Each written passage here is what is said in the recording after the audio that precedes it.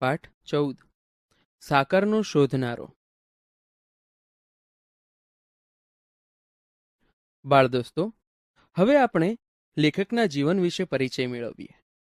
સાકરનો શોધનારો એ પાઠના લેખક છે શ્રી યશવંત સવાઈલાલ પંડ્યા. તેમનું મૂળ વતન ભાવનગર હતું. તેમનો જન્મ ઈસવીસન 1905માં થયો હતો. તેમનું મૃત્યુ ઈસવીસન 1955માં થયું હતું. લેખક શ્રી યશવંત પંડ્યા અભ્યાસકાળ દરમિયાન જ નાટ્ય લેખક તરીકે જાણીતા થયા હતા. તેમણે પડદા પાછળ જેવા લાંબા નાટકો લખ્યા છે. બાળ નાટકો તેમનો નાટ્ય સંગ્રહ છે. 1 અંકવાળા એકાંકી નાટકોનો પ્રારંભ બટુભાઈ ઉમરવાડિયાએ કર્યો હતો. એ પછી યશવંત પંડ્યાએ નવીન વિષયો અને ચમકદાર સંવાદોવાળા એકાંકી નાટકો આપીને આકર્ષણ જમાવ્યું હતું. લાંબુ નાટક એ ટૂંકી વાર્તાની જેમ જીવનના કોઈ એક બિંદુને સ્પર્શીને એના પર વેધક પ્રકાશ પાડે છે. બાળ દોસ્તો, સાકરનો શોધનારો એ 3 દ્રશ્યોમાં વહેંચાયેલું એકાંકી નાટક છે, જેમાં લેખકે બાળકનો વિકાસ ક્યારે થાય છે અને ક્યારે અવરોધાય છે એ બાબત રજૂ કરી છે. અંજનનો અભ્યાસખંડ જોવા જેવો છે. ખુરશીમાં જાજમ ઉપર જોડા સાથે જ્યાં ને ત્યાં ચોપડીઓ ને નોટબુકો રખડતી પડી છે. ટેબલ ઉપર મોજા છે. મેલા અને ધોયેલા કપડાં પણ એક જ ઢગલામાં દેખાય છે. 1-2 કિત્તા, 2-3 પેન્સિલ, રબર વગેરે છૂટાછવાયા રખડે છે. અહીં અંજન આવે છે. લાલમાં વાદળી રંગ મેળવીએ એટલે જાંબુડો થાય. પીળામાં લાલ મેળવીએ એટલે નારંગી થાય. વાદળીમાં લીલો મેળવીએ એટલે માસ્તર આમ ગોખાવ્યા કરે ખોટું. યાદ તે કેટલું રહે? હું તે ગણિત ગોખું કે ઇતિહાસ ગોખું? એક પાકું કડકડાટ કરું છું ત્યાં બીજું મગજમાંથી ખાલી ખમ થઈ જાય છે. અમારે ભણવું કેટલુંક, રમવાનું તો જાણે નામ જ ન લેવું. હું તો હેરાન થઈ ગયો. આવું ભણતર તે કોણે કર્યું હશે?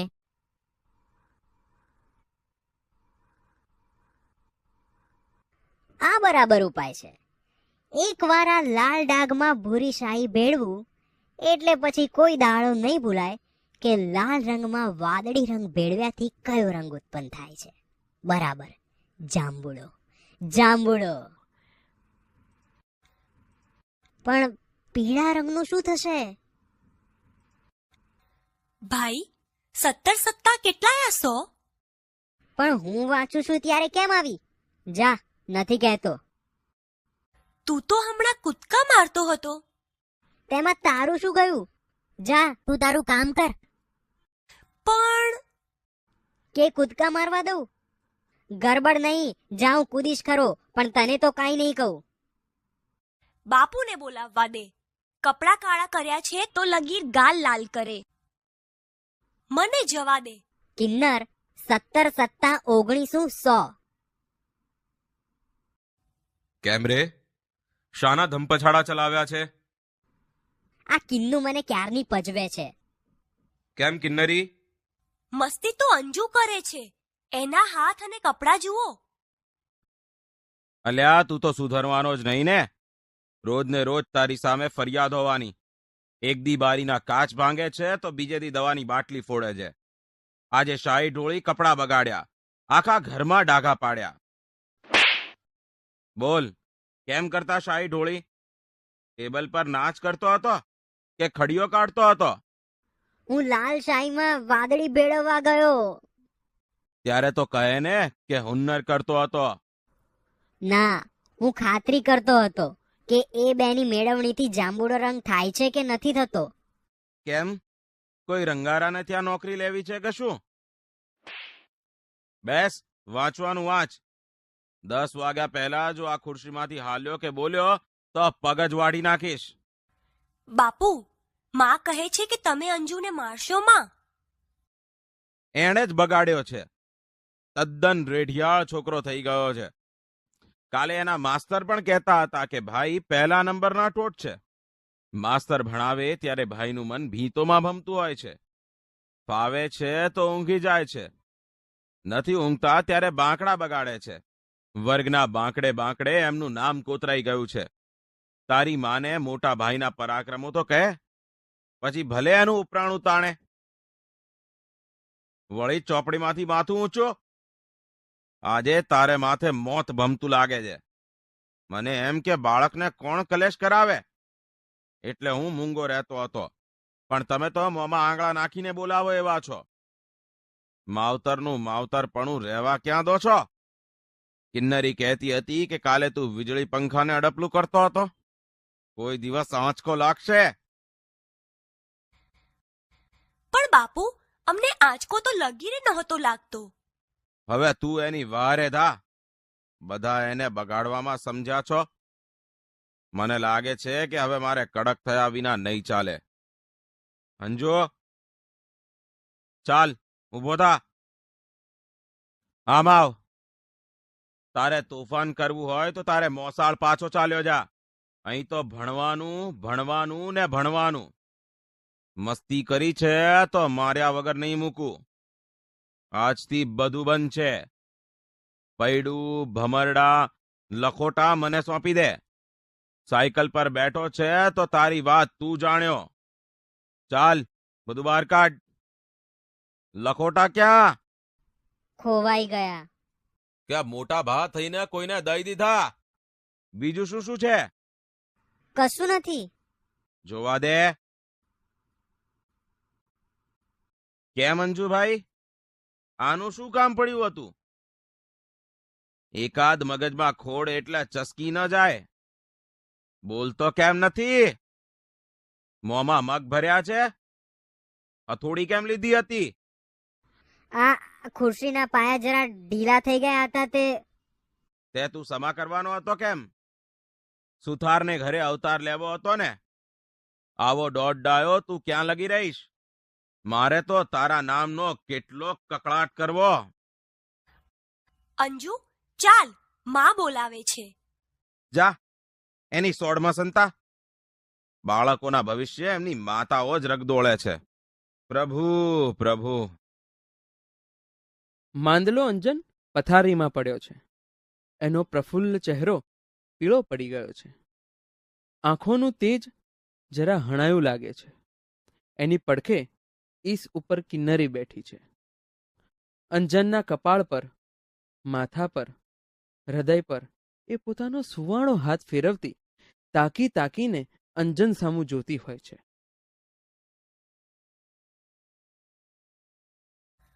અંજુભાઈ, કંઈ જોઈએ છે? ના કિન્નર, મારે કાંઈ નથી જોઈતું. તારે રમવા જવું હોય તો જા. ના અંજુ, હું તો અહીં બેસવાની. શું કામ? હું માંદો એમાં તારે શું કામ ન રમવું? જા બહેન. ના ભાઈ, હું કયા મોએ રમું? મારા કારણે તું માંદો પડ્યો. મારે જ તને સાજો કરવો જોઈએ. તારે વાંકે? ના ના, હું તડકામાં ખૂબ કૂદ્યા કરતો હતો. પછી તાવ ચડે એમાં શી નવાઈ? ના ના અંજુ, આજે સવારે મા બાપુને કહેતી હતી કે તેમણે જ તને માંદો પાડ્યો છે.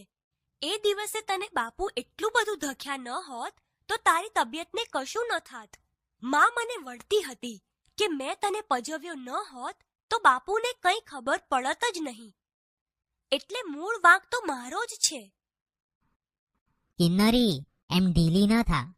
વાંક તારોય નથી અને મારોય નહીં હોય. માં ઘડી ઘડી નસીબનો વાંક કાઢ્યા કરે છે ને, મારું એ નસીબ વાંકું હશે. ભલે ભાઈ, એ જે હોય તે. આપણે બીજી વાતો કરીએ. તારે દવા પીવાનો વખત થયો છે. પીશ અંજુ? જવા દે, મને બહુ કડવી લાગે છે. એ પીવું છું એટલે આંખે અંધારા આવે છે. જવા દે. પણ ભાઈ, દવા પીધા વિના તે કાંઈ ચાલે? ડાક્ટર સાહેબ, અઠવાડિયામાં તો છોકરો લાશ થઈ ગયો. હવે તો બરાબર થઈ જાય એવું કાંઈક કરો. રોજ કેટલો તાવ રહે છે, ક્યારે ચડે ઉતરે છે વગેરે ચિઠ્ઠીમાં લખી મોકલતો. પણ આજે તો ઘરમાંથી હટ લીધી કે તમને તેડાવવા.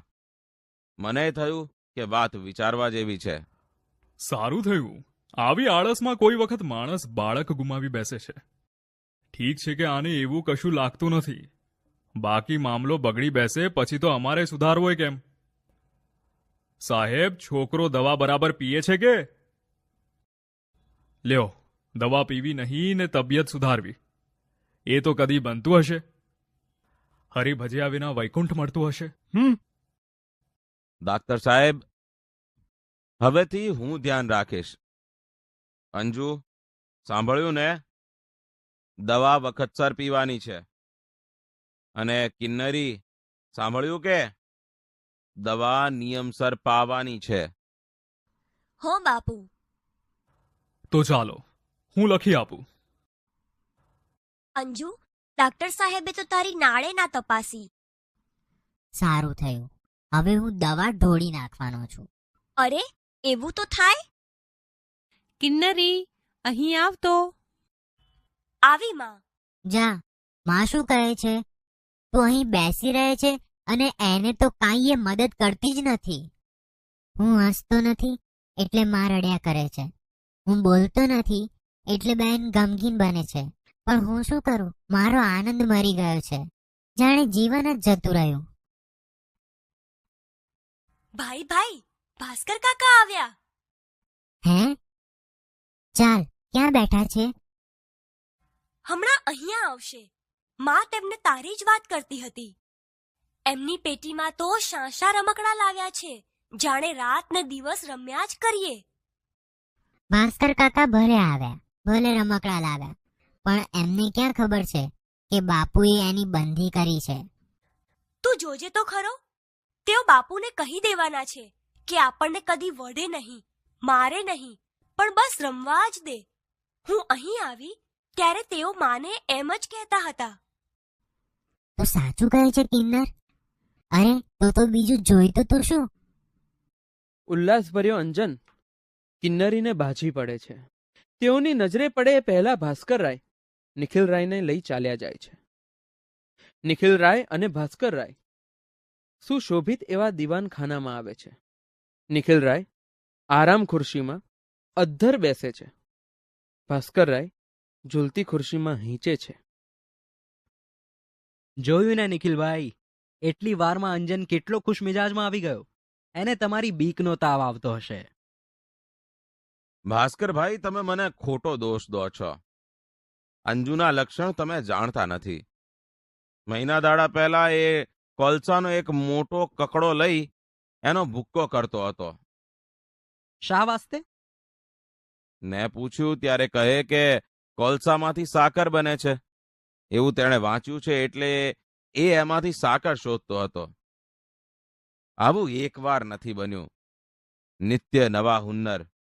કેટલા કહું, મારે તે ક્યાં સુધી આંખ આડા કાન કરવા? એમાં ભણવાનું તો નામ જ ન મળે. એ નકામા થોથા જડે તો એની પાછળ ઉજાગરા કરે. ભાઈ, તમારી ભૂલ થાય છે. ભણવાની ચોપડીઓ મોઢે કરનારાઓએ પણ એમનું કેટલું દળદર ફીટાડ્યું. એવાય ચોટે ચોટે રજડે છે. આપણા વર્ગમાં કાયમ પહેલા 5ની અંદર નામ રાખનાર રાજારામને મહિને માંડ 35 રૂપરડી મળે છે. પેલા છેલ્લે બાંકડે પડી રહેનાર રામલાલે લોખંડના ધંધામાં બંગલો બંધાવ્યો છે. બધું આપણી આંખ આગળ છે. એટલે મારે એને લોઢાના કારખાનામાં મોકલવું એમ? ગુસ્સે ના થશો, પણ હું માનું છું કે અંજનમાં બુદ્ધિ છે, શક્તિ છે. એટલે હું માનું છું કે તમે એને રૂંધી ન નાખો. એને સાચા માર્ગે વળવા દો. અંજનનું જીવન જ્યાં હણાય નહીં પણ પ્રફુલ્લે ત્યાં તેને જવા દો. એ કોલસામાંથી સાકર શોધનારો કોઈક દિવસ જગને નવું અજવાળું આપશે. અંજુ, કિન્નર, અહીં આવો. શું કહ્યું કાકા? અંજન ક્યાં? આ આવ્યો. જાઓ, લતા ભાભીને કહો કે તમને રમકડા વહેંચી આપે. જા. જોયું? નિખિલ રાય આડું જોઈ જાય છે. ભાસ્કર રાય પડખે પડેલું છાપું ઉઘાડે છે. અંદરથી આવતો અંજન અને કિન્નરીનો મીઠો કિલકિલાટ બંનેના કાને અથડાય છે. ભાષા સજ્જતા. બાળ દોસ્તો, અહીં આપેલા વાક્ય જુઓ. પહેલું વાક્ય છે, બીડી પીવી નહીં, પીનારને સજા થશે. આ વાક્યમાં અલ્પવિરામ, બીડી પીવી નહીં પછી મૂકવામાં આવેલું છે. બીજું વાક્ય જુઓ, બીડી પીવી નહીં પીનારને સજા થશે. આ વાક્યમાં અલ્પવિરામ બીડી પીવી પછી મૂકવામાં આવેલું છે. બાળ દોસ્તો, અહીં તમે જોશો કે બંને વાક્યોમાં અલ્પવિરામના ફેરફારથી વાક્યોનો અર્થ કેવો બદલાઈ જાય છે. તેવી જ રીતે બીજા બે વાક્યો વાંચો. પહેલું વાક્ય છે, અહીં ગંદકી કરવી નહીં, કરનાર સજાપાત્ર થશે. આ વાક્યમાં અહીં ગંદકી કરવી નહીં પછી અલ્પવિરામ છે. તે પછીનું વાક્ય જુઓ, અહીં ગંદકી કરવી નહીં કરનાર સજાપાત્ર થશે. આ વાક્યમાં અહીં ગંદકી કરવી પછી અલ્પવિરામ છે. બંનેના અર્થભેદ જુઓ.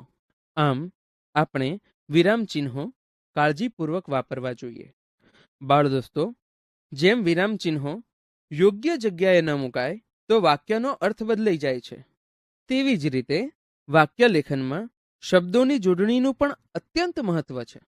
અહીં હસ્વ ઈ કે દીર્ઘ ઈ ના ફેરફાર માત્રથી વાક્યના અર્થ કેવા બદલાઈ જાય છે તે જુઓ. પહેલું વાક્ય છે, ગંગાનું પાણી મધુર છે. અહીં ગંગાના પાણીની વાત હોવાથી પાણીમાં અણ સાથે દીર્ઘ ઈ જ આવે. જો પાણીમાં હસ્વ ઈ કરીએ તો વાક્યનો અર્થ જ બદલાઈ જાય છે. તેવી જ રીતે બીજું વાક્ય જુઓ, શંકરના પાણીમાં ડમરું શોભે. અહીં શંકરના હાથની વાત છે, તેથી પાણીમાં આપણે દીર્ઘ ઈ વાપરી શકીએ નહીં. હવે બાકીના વાક્ય જુઓ. ત્રીજું વાક્ય છે, દુશાસને દ્રૌપદીના ચીરનું હરણ કર્યું. અહીં ચીર એ શબ્દ વસ્ત્રના અર્થમાં છે. ચોથું વાક્ય છે, તમે ચિરંજીવી બનો. અહીં લાંબા જીવનની વાત છે. પાંચમું વાક્ય છે, આજે શુભ દિન છે. અહીં દિવસ સારો છે તે અર્થમાં દિન શબ્દ પ્રયોજાયો છે, જેમાં દ સાથે હસ્વ ઈ જ આવે. છઠ્ઠું વાક્ય છે, દીન દુખિયાની સેવા કરવી જોઈએ. અહીં ગરીબ માટે દીન શબ્દ વપરાયો છે, જેમાં દ સાથે દીર્ઘ ઈ જ આવે. આમ આ રીતે વાક્યમાં શબ્દની જોડણીનું ધ્યાન રાખવું પણ અત્યંત જરૂરી છે.